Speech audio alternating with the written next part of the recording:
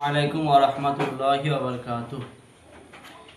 ইয়াউমে আরাফা অর্থাৎ এবছর 27শে মে 2026 বুধবার।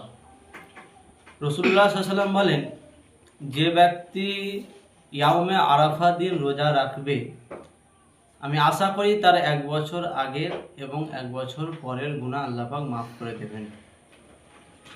হজ পালনকারীদের জন্য উকুফে আরাফা অর্থাৎ আরাফার ময়দানে অবস্থান করা জরুরি রুকুন। আর যারা হজে নেই তাদের জন্য ইয়াউমে আরাফা রোজা রাখার অত্যন্ত ফজিলতপূর্ণ। হাদিস অনুযায়ী বোঝা যায়, যে ব্যক্তি ইয়াউমে আরাফা রোজা অর্থাৎ বকরা ঈদের আগের দিন রোজা রাখবে, আল্লাহ পাক তার 1 বছর আগের এবং 1 বছর পরের গুনাহ মাফ করে দেবেন এবং তার সাথে সাথে সে 1 বছর রোজা রাখার সওয়াব পাবে।